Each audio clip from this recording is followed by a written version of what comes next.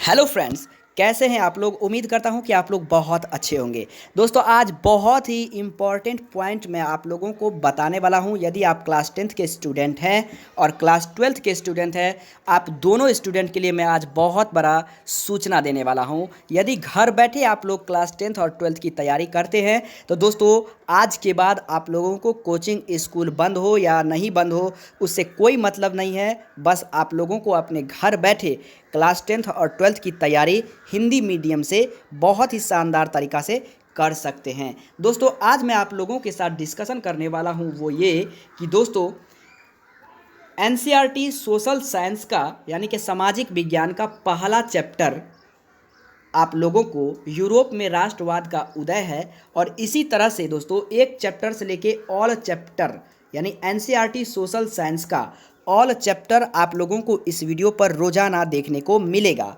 और साइंस का भी, मैथ का भी, क्लास 10th के स्टूडेंट है या 12th के स्टूडेंट है, सबको ये दोस्तों वीडियो आप लोगों को देखने को इस चैनल पर मिलेगा। आज हम आप लोगों के साथ डिस्कशन करने वाले हैं एनसीईआरटी सोशल साइंस का पहला चैप्टर है इतिहास है। दोस्तों, पहला चैप्टर क्या है? इतिहास है। और उसमें मैं आप लोगों के साथ डिस्कशन करने वाला हूँ यूरोप में राष्ट्रवाद का उदय। आज ये चैप्टर सब्जेक्टिव क्वेश्चन कंप्लीट हो जाएगा और लास्ट में मैं आप लोगों को ऑब्जेक्टिव पॉइंट्स भी बताने वाला हूँ जो इस चैप्टर से अक्सर एग्ज़ाम में पूछे जाते हैं, पूछे गए हैं और पूछने वाले हैं 2021 में एग्ज़ाम में। दोस्तों, तो चलिए इस वीडियो को शुरुआत करते हैं। बट उससे पहले, यदि आप हमारे चैनल को सब्सक्राइब नहीं किए हैं तो चैनल को सब्सक्राइब कर लें और साथ में बेल आइकन को दबाना ना भूलें। तो चलिए शुरुआत करते हैं। दोस्तों, ये है ऑब्जेक्टिव पॉइंट्स जो मैं आप लोगों को लास्ट में बताऊंगा।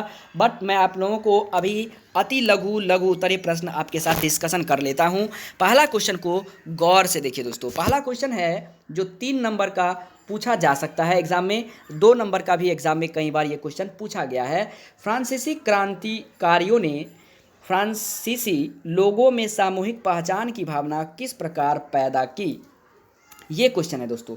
तो इसका आंसर है, देखिए, निम्नलिखित प्रकार से पैदा की। पहला, पितृभक्ति और नागरिक के विचार। दूसरा, नए राष्ट्रीय चिन्ह। तीसरा, केंद्रीकृत प्रशासनिक व्यवस्था। चौथा, राष्ट्रीय भाषा। और पांचवा है एक समान भार व मान की व्यवस्था।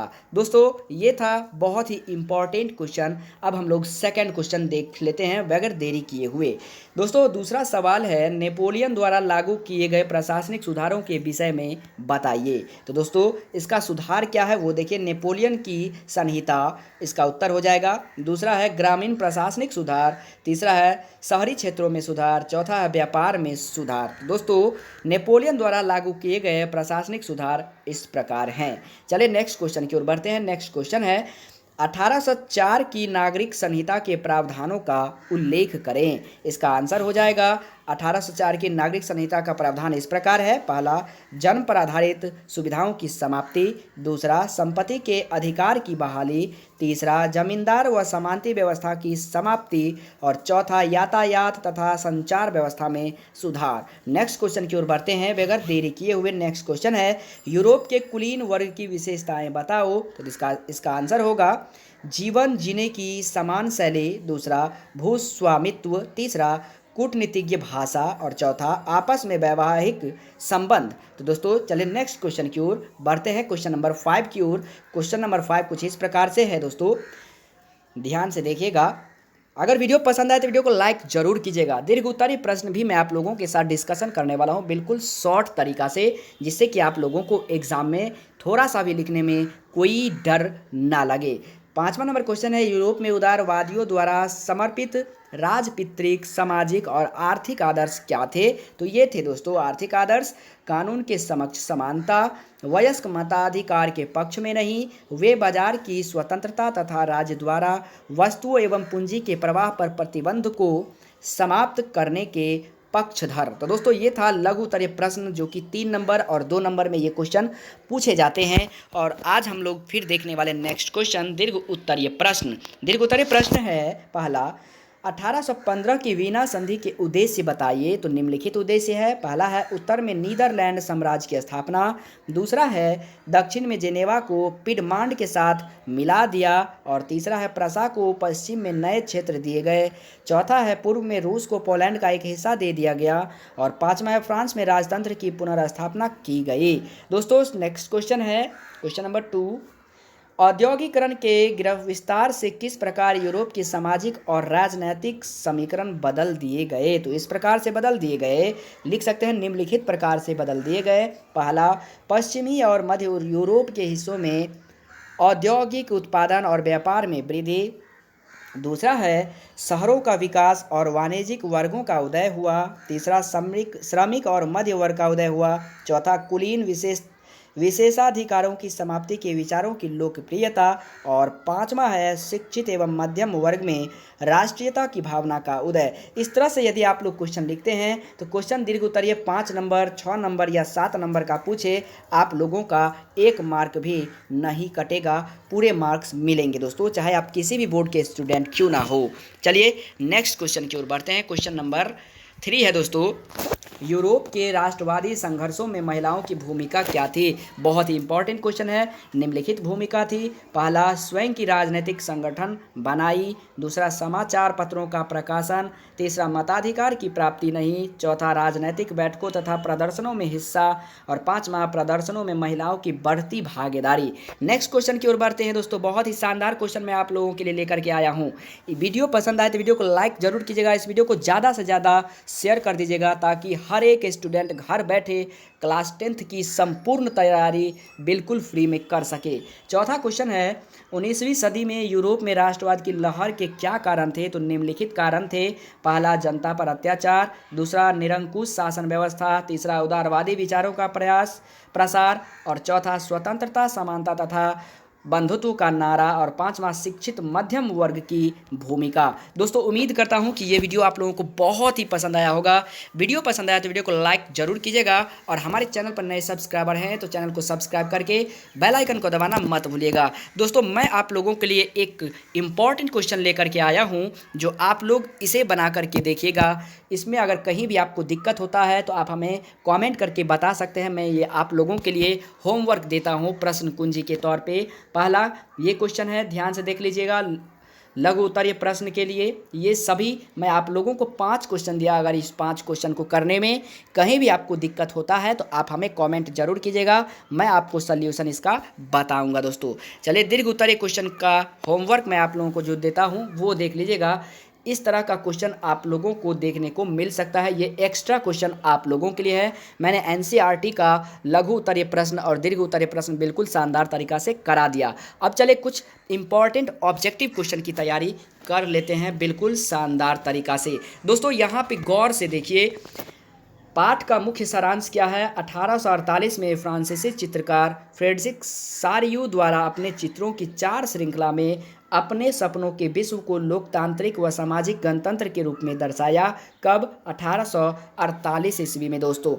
ठीक है, नेक्स्ट है 19वीं शताब्दी के दौरान यूरोप के मानसिक और राजनीतिक दुनिया में बहुत से परिवर्तन हुए। अगला पॉइंट जो है ऑब्जेक्टिव के लिए, फ्रांस की क्रांति और राष्ट्रवाद का विचार पर।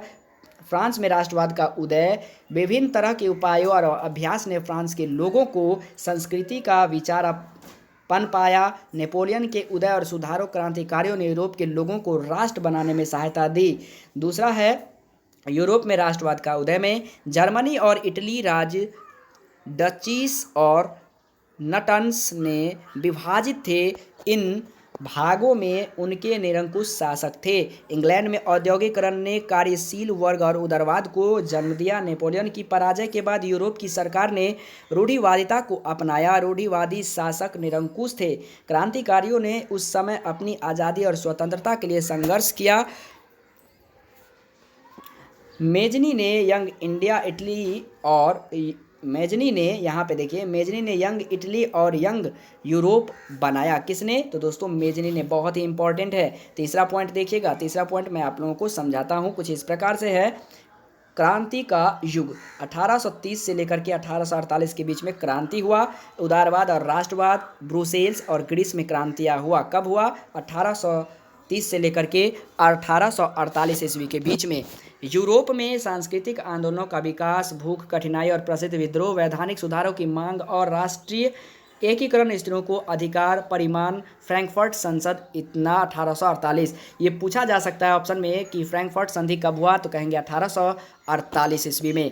जर्मनी और इटली का एकीकरण पे जोर दीजिए। जर्मनी और सेना की भूमिका, बिस्मार्क और उसकी नीति। जर्मनी का एकीकरण, इटली का एकीकरण, मेजनी, गैरिबाल्डी और विक्टर इमैनुअल का योगदान। यानी दोस्तों जर्मनी और इटली का एकीकरण में किस किस का भूमिका था ये दिया गया है। जर्मनी और सेना की भूमिका, ठीक है, बिस्मार्क और उसकी नीति, जर्मनी का एकीकरण, इटली का एकीकरण, मेजनी, गैरिबाल्डी और विक्टर इमैनुअल का योगदान था किसमें, जर्मनी और इटली के एकीकरण में। उसके बाद देखिए यहाँ नेक्स्ट पॉइंट देख लेते हैं जो बहुत ही इंपॉर्टेंट है एग्जाम के दृष्टिकोण से। ब्रिटेन की अलग और भिन्न स्थिति, 1688 की गौरवपूर्ण क्रांति, 1707 का एक्ट ऑफ यूनियन। यानी एक्ट ऑफ यूनियन कब, 1707 में, गौरवपूर्ण क्रांति कब, 1688 में। बहुत ही इंपॉर्टेंट क्वेश्चन है दोस्तों ऑब्जेक्टिव क्वेश्चन के लिए। राष्ट्र की दृश्य कल्पना, राष्ट्र को नारी रूपकों के रूप में चित्रण, जैसे मरियान फ्रांस और जर्मेनिया जर्मनी। राष्ट्रवाद और साम्राज्यवाद, 19वीं शताब्दी के अंत में राष्ट्रवाद का संकुचित व सीमित रूप बना। असहनशील बाल्कान बड़ी शक्तियों के बीच युवा का कारण बना, शुद्धता का कारण बना। राष्ट्रवाद और साम्राज्यवाद प्रथम विश्व युद्ध का कारण बना। तो दोस्तों ये था चैप्टर 1 का संपूर्ण कहानी आप लोगों के लिए। अगर वीडियो पसंद आया हो तो वीडियो को लाइक ज़रूर कीजिएगा और इस वीडियो को ज़्यादा से ज़्यादा शेयर कर दीजिएगा। इस तरह का वीडियो मैं आप लोगों के लिए रोज़ाना लेकर के आऊँगा, क्योंकि दोस्तों ये वीडियो बनाने में बहुत ही टाइम लगता है, इसलिए इस वीडियो को ज़्यादा से ज़्यादा शेयर कर दीजिएगा। तो मिलते हैं नेक्स्ट वीडियो में, तब तक के लिए जय हिंद, वंदे मातरम।